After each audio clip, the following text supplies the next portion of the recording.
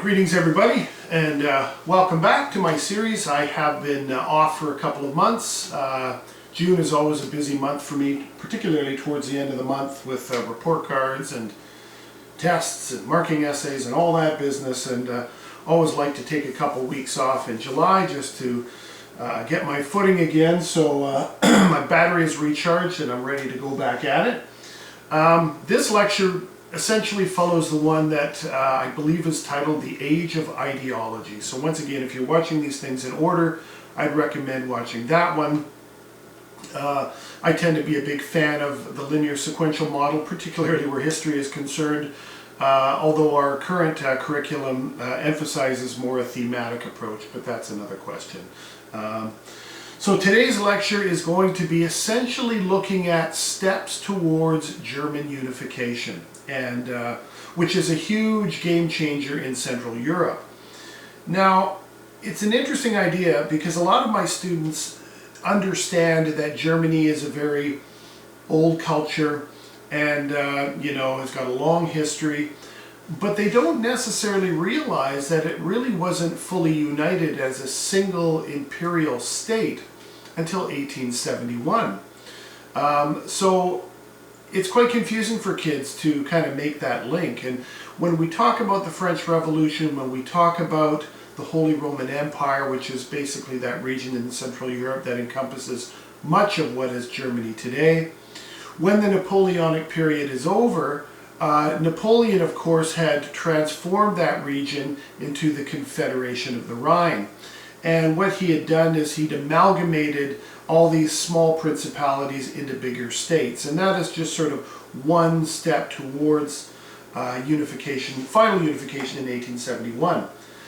The big question as we move towards unification is who is going to be the leader and at the forefront of this monumental shift in nation building in Central Europe? Well, the Austrians, of course, had always kind of considered themselves the epicenter, if you will, of the German people, but they were pretty tied up with the Hungarians, the Austro-Hungarian Empire. They had their hands full because, of course, the Austro-Hungarian Empire was a very diverse empire, and there are lots of complications that go along with that. Prussia, however, was a single state and had become very powerful, had become a very strong military force, was one of the key players at the Battle of Waterloo in 1815 and the final defeat of Napoleon. So they had been sort of on the march towards, I guess, sort of being the leader of what would become a unified German state. I should note as well that many of the stereotypes that we have about Germany or Germans, the militaristic side of it, the medals, Bismarck, the pickle grube helmets, of course the pointy thing on the top, goes back to Prussia, of course. It's strictly ceremonial, the pickle grube. It has nothing to do with weaponry. And I know I've said in one of my other lectures that when I was a kid growing up, I thought the pickle grube was, when you drop your weapon on the battlefield, you just grab the side of your helmet and run at the enemy as fast as you can. As outrageously ridiculous as that seemed for a kid, looking at these helmets, that was, of course, my first reaction. I'm sure I'm not the only one that had that. But either way, through the 1840s and 1850s, Prussia is really beginning to assert a high level of dominance, and of course that is just leading to greater tension between Austria and Prussia as well. So a real game changer when Germany becomes unified.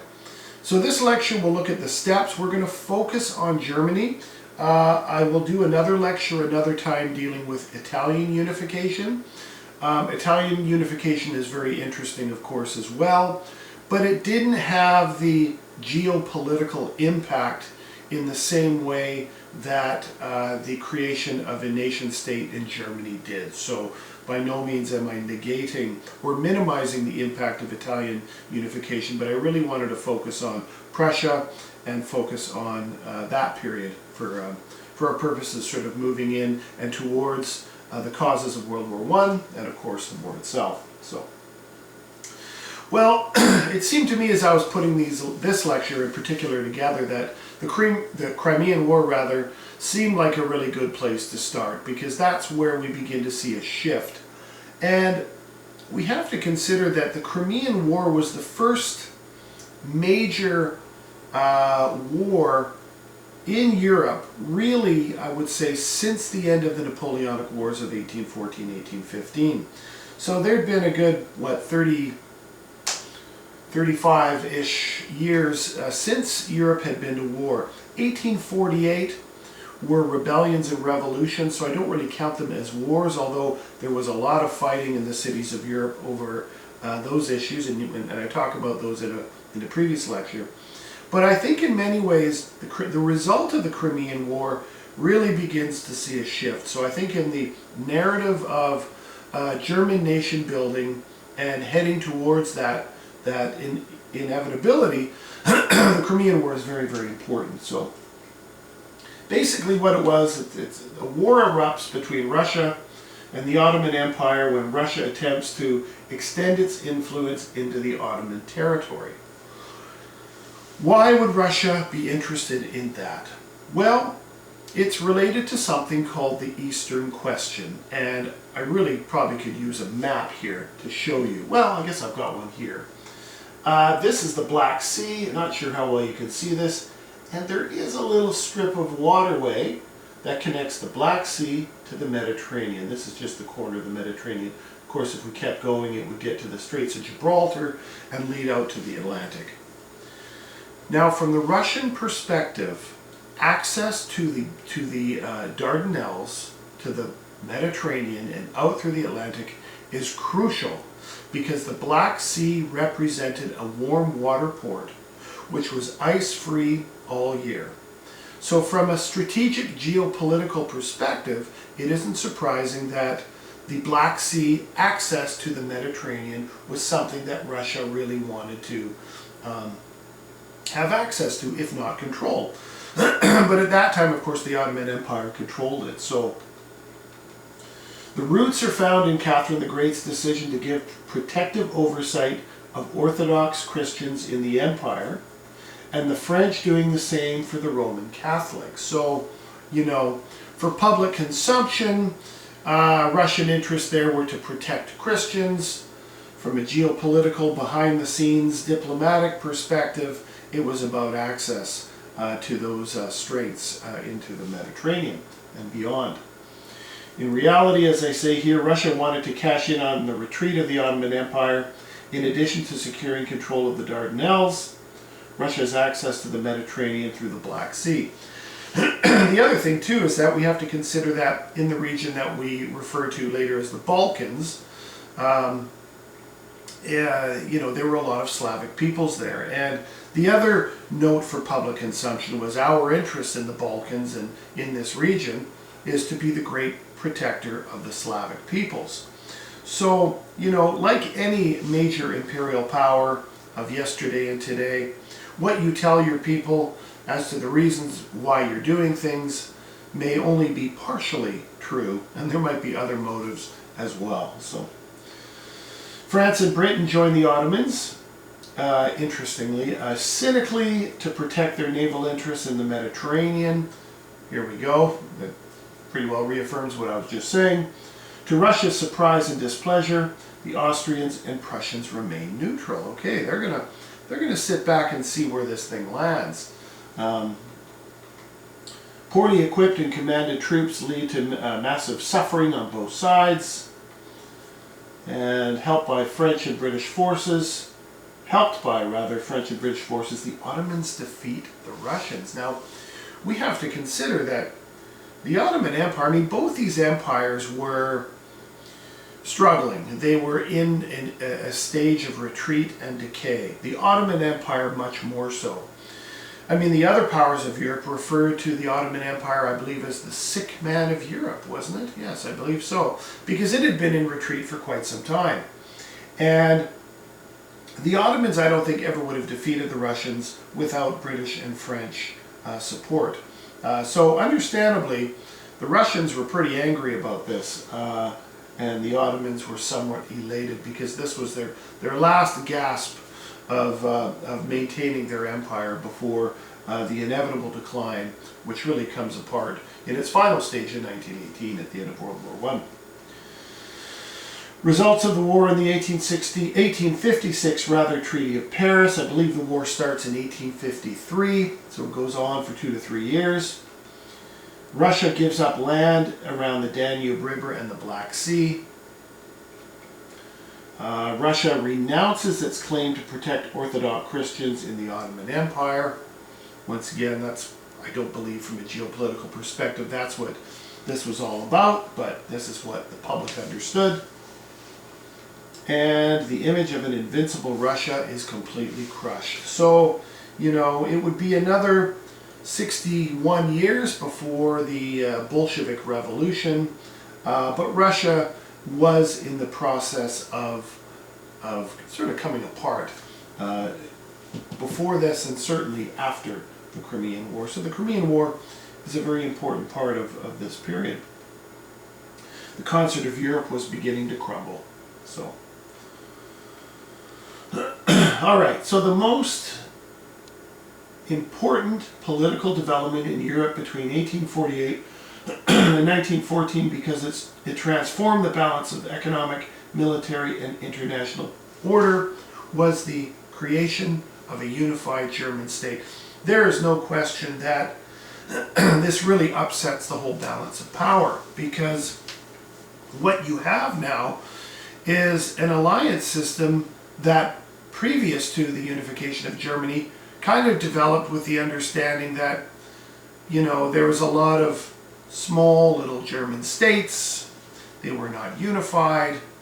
They were working largely out of self-interest. Mind you, even before the French Revolution, I think there were some 360 independent principalities in what are now largely Germany today. So it was a very scattered region. Now you've pulled them all together, and that becomes a huge game changer in Central Europe. Unification began in 1806 when Napoleon consolidated Germany's some, I say 300 here, other books say 350, 360, administrative units, kingdoms, principalities, duchies, and free cities into the Confederation of the Rhine, reducing the number into 39, right? This is what I was talking about when Napoleon did, with Prussia as the largest. Unification became a contest between those advocating a greater Germany, which included Austria, with their leadership, or a little Germany, with Prussian leadership. Now, keep in mind that Austria had their hands full. There was no way that they were going to be able to manage the maintenance of the Austro-Hungarian Empire and their leadership within it, at the same time that they are seeking dominance and leadership over an eventual German Empire. Now, we don't know, or haven't read, to what extent Austria may have been willing to cut and run from the Habsburg monarchy. Should German unification be brought together with Austrian control? I'm sure there's history out there, I just haven't read it. But either way, from a geopolitical perspective, I think that Prussia was in a much better position. They also were a pretty effective military powerhouse as well. Before unification, Germany was a loose federation of over 30 states of differing size and strength, whose representatives met in a central Diet at Frankfurt. The political structure was the German Confederation, which was established at the Congress of Vienna. So, even before unification, Prussia had established a mechanism by which all the German states could communicate. Later, they would create or actually before this, we had a free trade system established called, I believe, the Zollverein was the name. And it was a system of open trading relationships between the German states. So there were already sort of steps leading toward unification. tug of war between Austria and Prussia over the leadership of any German union delayed the process. So, this conflict of interest was going to lead to some kind of a tension. Well, there was tension. It was going to lead to a conflict of some kind. And of course, later the Austrians and the Prussians would go to war. All right, this is a good little map. Shows sort of where the German states were at in 1862. Here you can see Prussia, right? The purple. I'm not sure if it's purple to you because of the coloring of my camera. That's Prussia, but look at this. This is part of Prussia too. And this little area down here. So you have these territories in between, beneath, above, that are not. Well, in 1866 to 67, this region would join. Now you've got a Germany like this. And then the rest in 1871, Bavaria, and of course at the heels of the Franco-Prussian War, Alsace-Lorraine would become. So by 1871, this whole area here is now part of Greater Germany. All right, after 1848, Prussia adopted its own constitution and was the most powerful of all the German states. In 1862, Wilhelm I turned to Bismarck, Otto von Bismarck. Next lecture will deal exclusively with Otto von Bismarck, who more than any other single individual would be responsible for reshaping European history for the next 30 years. You know, as an interesting footnote as to how important Bismarck would be in this process, but also in German history. When I was in Berlin a couple of years ago, we went to the cathedral, right, not far from the Reichstag, Germany's parliament. And in the basement of this cathedral is the tombs of all the Prussian kings. And, you go downstairs, and there is only one person in this underground area with all the Prussian Kaisers, kings. There was Otto von Bismarck. And I thought, wow, I mean, that really gives an indication of to what extent he is revered in German history as maybe not an equal to the kings of Prussia, but worthy of recognition by being amongst them in this area. So pretty remarkable. Bismarck came from Junker, not Junker, Junker, noble landlord stock, and during the 1840s was elected to the provincial Diet, and between 51 and 59 served as Prussian representative to the German Confederation. So, on the political landscape of the evolution of the unification of Germany, Bismarck had a very, very big career well before 1871. And, he had proven to be the central figure throughout this period of unification. So, as he declared in his first speech as Prime Minister, Germany is not looking to Prussia's liberalism, but to her power. The great question of the day will not be decided by speeches and majority decisions. That was a mistake of 1848. But by iron and blood. It's a pretty foreboding statement. And it might lead one to believe that Bismarck was, a bloodthirsty warmonger. He was much more complex than that. And when we get to the Bismarck lecture, I'm going to talk about the many shades of Otto von Bismarck, because he proved to be, on one level, while very Machiavellian, in his diplomacy, he was also very pragmatic. And he would practice what is called realpolitik. And I'll define all that later as well. I don't want to jump too far ahead because we are going to get into Bismarck quite thoroughly. So, plain and simple, Bismarck is an enormous part of this unification process.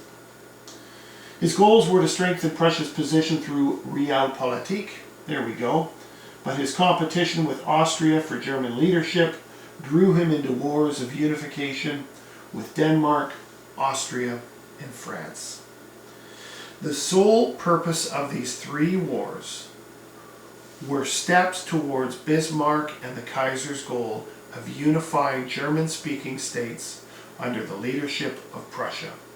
They were not really about, well, of course, I guess they were on one level about military conquest, but the goal was to reach that final stage. And of course, when that final stage is met in 1871, Bismarck's goal shifts dramatically to the point where he says, Germany's goal post-1871 is to maintain peace and stability because Germany had reached its largest practical size. So that warmonger stereotype of Prussian militarism is kind of a little out of step with Bismarck's post-unification diplomacy. So, all right. So, his vision of a united Germany did not include Austria. This goal required very, very complex diplomacy. How do you keep one area isolated? How do you make friends? I mean, also France, too. I mean, Bismarck, in this whole process, wanted to keep France isolated. And in Bismarck's vision, post-1871, is to maintain some semblance of a diplomatic relationship with Austria-Hungary, with Russia, with Britain, and somehow do it in such a way that France remains isolated. And this requires very, very tricky diplomacy. At the end of the day, I think what's important to understand about Bismarck is obviously he had to be very, very careful about how he did this. He couldn't just go into a room with a bunch of diplomats from Austria and Russia and Britain and bully his way into getting what he wanted. The art of diplomacy, if I could be so bold to suggest, is that you have to have great interpersonal skills. You've got to have good people skills. You've got to know when to talk, and you've got to know when to listen. You've also got to be, you have to be able, rather, to make your adversary or the person across the table feel like they're getting something too. And Bismarck was very good at that. He was very good at getting what he wanted, but making others feel like they got what they wanted.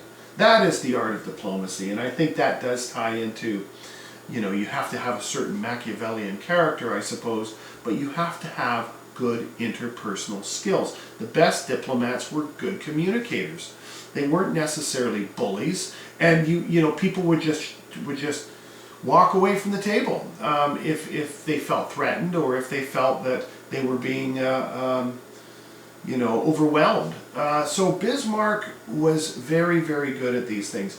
When we get to the Kaiser, particularly Wilhelm II, he did not have those diplomatic skills, and that was his great flaw. Unfortunately, was his personality and his inability to be a good listener, to have good interpersonal skills, and so on and so forth. And we'll get to the Kaiser another time as well. Fascinating character. But so the Danish War, the first one, 1864. Okay, Prussia together with Austria, interestingly enough, easily defeats Denmark to take over northern states of Schleswig, which is controlled by Prussia, and Holstein, which was given to Austria, which were put under Denmark's control at the Congress of Vienna. So, cynically, the Prussians and the Austrians come together to take a chunk of northern Germany, and they divide Schleswig and Holstein amongst themselves.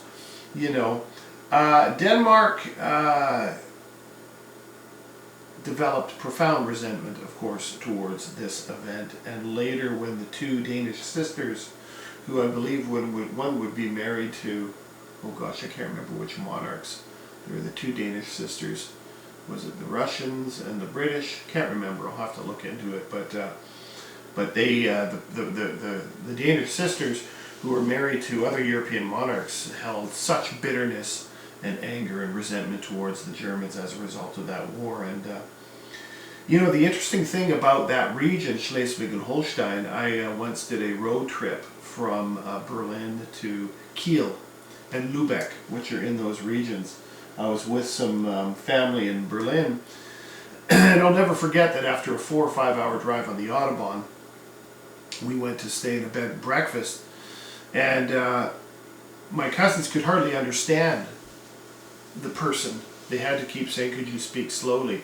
That the dialect was so different and so thick, you know, they couldn't understand them. And that's the other amazing thing about Germany in general that I think is often misunderstood as well, that it is incredibly culturally diverse. I mean, you go to the Rhineland, what they call the Palatinate today, and the dialect there is very, very distinct. The Bavarian dialect is very distinct.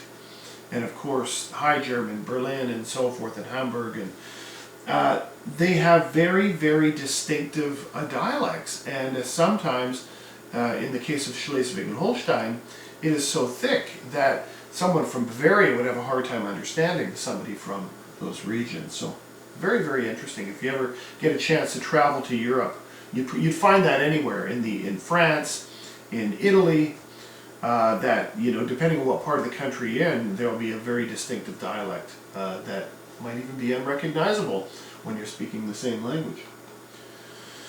All right, let's look at Bismarck's diplomacy after the Danish War. So, gains Russian sympathy by supporting the suppression of Poland. So Bismarck basically gives Russia a green light, saying, "Hey, you do what you need to do in Poland. We won't oppose it, but you need to let us do this." So sometimes diplomacy is about, you can have that if I can have this. And if they agree on it, then they're good to go. Bismarck persuaded Napoleon III to stay neutral in Austrian and Prussian conflicts, which he did. Bismarck promised Italy Venetia if they supported Prussia. And of course, Italian unification is happening right around the same time as all this. The Austro-Prussian War is the next big one. So you got 1864, the Danish War, and then 1866, the Austro-Prussian War.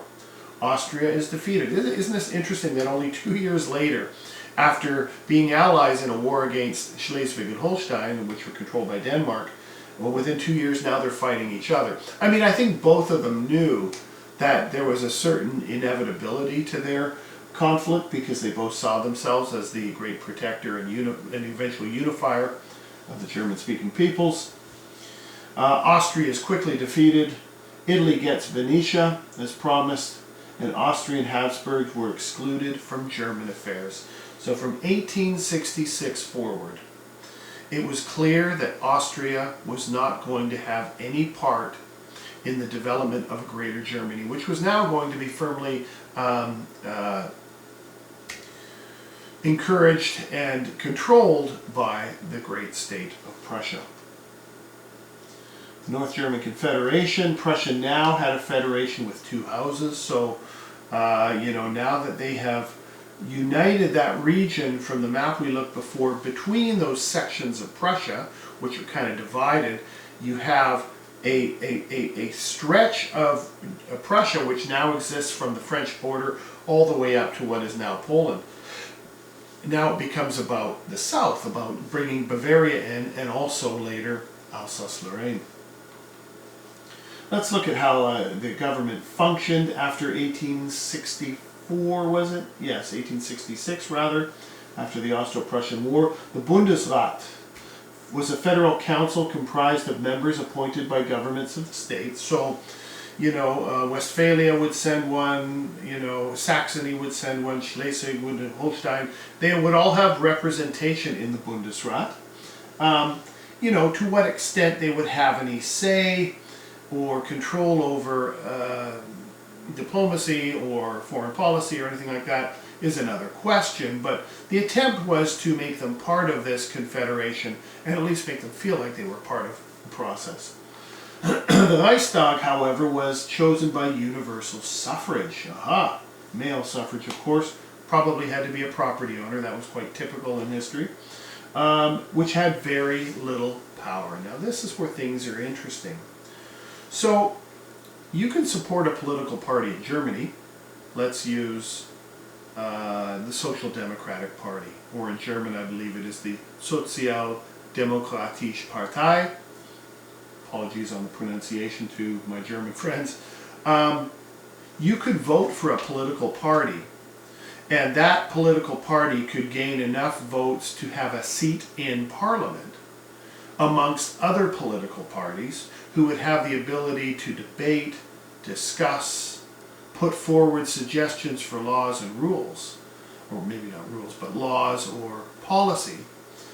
But at the end of the day, it would be Bismarck and the Kaiser who would either support or veto anything. So you get sort of this democracy in disguise, if not in disguise, a democracy that exists in that people can vote for parties and vote for representation, but the final decision is always made by the Kaiser. So you've taken the lid off some of the pressure by allowing an element of suffrage in Germany, but no major decisions are ever made, unless, of course, the Reichstag puts forward a suggestion that the Kaiser or Bismarck say, yeah, that's reasonable, okay, we'll do that. But at the end of the day, they were not beholden by any means to any suggestions or decisions made by elected officials in the Reichstag at this point. Nationalism overtakes the concerns of liberalism, and Germany, in effect, becomes a military monarchy. Now, what's interesting about this is that those military tendencies, those stereotypes that we have about Germany, once again, and I'm not trying to throw Prussia under the bus, but the reality was that's where this stereotype comes from. I mean, you go to the Rhineland, for example, it is very agrarian. They're simple people for the most part, or were. It's a changing landscape, of course, today. But in those days, you know, Rhinelanders had a very, very different cultural tradition than the Prussians, and certainly the Schleswig-Holsteiners, same thing, and the Bavarians, the same thing. My grandfather, my mother actually was born in the Rhineland and lived through the whole Nazi period as well. But my grandfather used to say, you know, his last name was Albert. His family roots were from Alsace-Lorraine.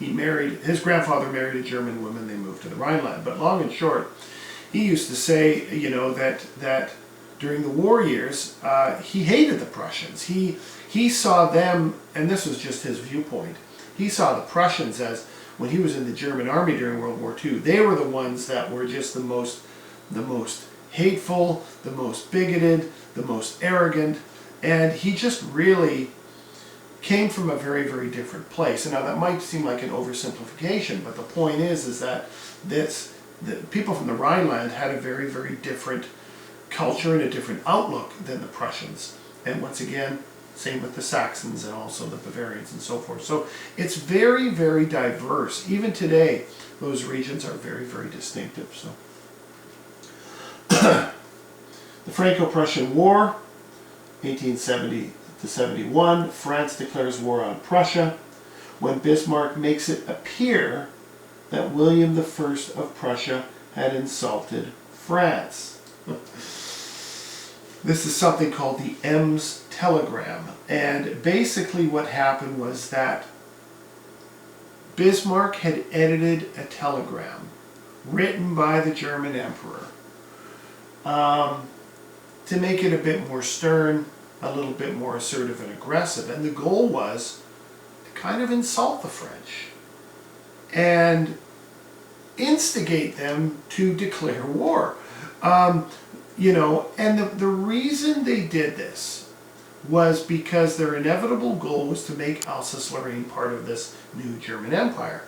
The other goal of the Franco-Prussian War was to, you know, tell the Bavarians and others, hey, look, we are going to war with France. We can protect you from the French. We need you to join our great confederation and come with us to defeat the French. And, you know, that becomes part of this process. So really, the Franco-Prussian War ultimately functions as the final stage of German unification. After the Franco-Prussian War, when Germany gets control over Alsace-Lorraine, those two states go back and forth, of course, between Germany and France for quite some time. That's kind of the final stage, and from that point forward, Bismarck says, okay, we're as big as we're going to be, now we need peace and stability. So, Prussia crushes France and captures Napoleon III, and William becomes Emperor of United Germany, crowned at Versailles. Okay, this is important. In occupied France. Okay. German unification is a blow to liberalism, of course, as well. France, and of course the Habsburg Empire as well. Okay. This is the photography now. Now we're getting into the 1860s, 1870s. Now we're beginning to see the introduction of photographs, which is so important as well to give us a whole different perspective.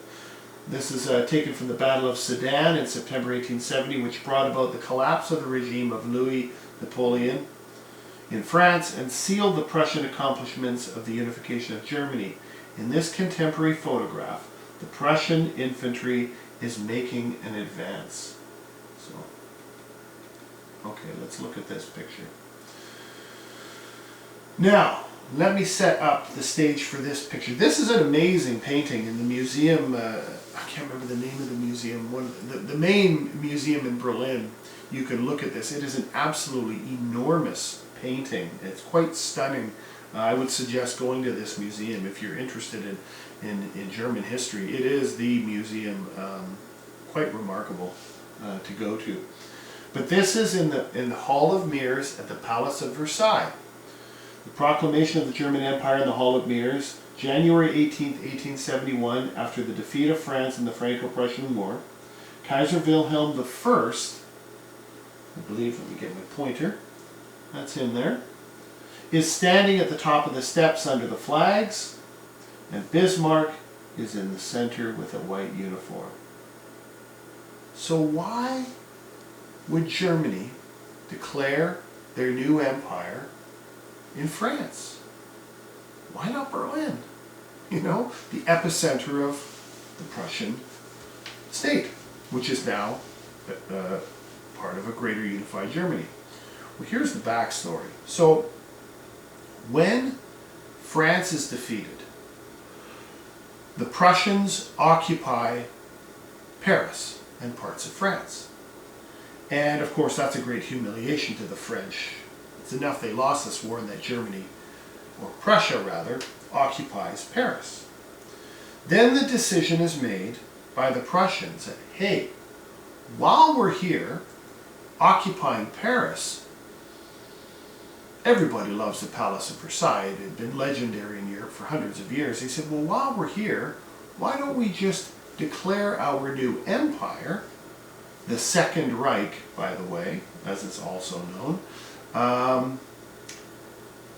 in the most remarkable of buildings in Europe, and in one of the most sacred buildings. So can you imagine the sentiments and feelings of the French to have just lost the war, defeated by Prussia, occupied by Prussia, and that Prussia has the audacity to declare their new empire in one of the sacred buildings and rooms, if you will, the Hall of Mirrors in the Palace of Versailles. So when you get to 1919 at the Paris Peace Conferences, and you wonder why the heck was George Clemenceau so obsessed with having Germany sign the Treaty of Versailles in the Hall of Mirrors, here's your answer right there. I mean, Clemenceau was a young man. He was in his 30s, I believe, at this point. Clemenceau himself remembered this great humiliation. So in many ways, the Treaty of Versailles was very, very much a vengeful treaty for that reason. And of course, the consequences of that we'll look at another time. So anyway, good place to stop. So that will finish this lecture for today, and then the next one is going to deal with the details of the Bismarck period from 1871 right up to 1890, when he is forced to resign by the Kaiser, the young bombastic Kaiser Wilhelm II himself. So anyway, thank you very much as always for coming, and once again I appreciate all your comments. I'm having some great discussions and debates with people. Always good to have constructive debate, you know. And if you ever want to make any comments or any suggestions, or if you have any questions, I try my best to reply, particularly when I'm not working. I'm off for the summer, so generally I'm probably quicker to reply to things when I'm not teaching full-time. So either way, thank you very much for watching, and we'll see you next time. Take care.